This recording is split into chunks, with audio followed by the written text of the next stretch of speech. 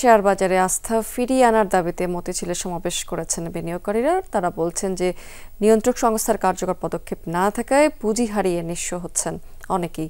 দাবি জানিয়েছেন এ সময় যে বিএসইসির চেয়ারম্যান খন্দকার রাশেদ মাকসুদের পদত্যাগের। বিনিয়োগকারীরা বলছেন ৮ মাসের সূচক কমেছে ১১০০ পয়েন্টেরও বেশি, মূলধন কমেছে ১,১১,০০০ কোটি টাকার মতো। বাজারের এই অধপতনের জন্য বিএসইসির চেয়ারম্যানই দায়ী। অভিযোগ করেছেন এ সময় যে বিএসইসির হঠকারী সিদ্ধান্তের কারণে টানা দরপতন হচ্ছে। লাভের আশায় বিনিয়োগ করে প্রতিদিনই লোকসান গুনতে হচ্ছে তাদের। বিনিয়োগকারীরা বলছেন এই পুঁজিবাজার এখন অভিভাবকহীন। ভারত পাকিস্তান যুদ্ধকে পুঁজি করে বুধবার ১৫০ পয়েন্ট ফেলে দেওয়া হয়েছে। কম দামে শেয়ারগুলো হাতিয়ে নিয়েছে একটি চক্র, কিন্তু দেখার কেউ নেই। নিয়ন্ত্রক সংস্থার পক্ষ থেকেও এ বিষয়ে কোনো উদ্যোগ নেওয়া হয়নি।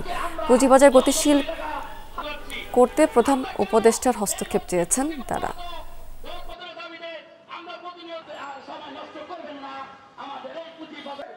আমাদের সেনাবাহিনীর প্রধান আপনারা জানেন তাকে যে সকল বিনিয়োগকারী পূর্বে সামরিক সরকার যেই আসে তারাও বোঝা পারবে না, কারণ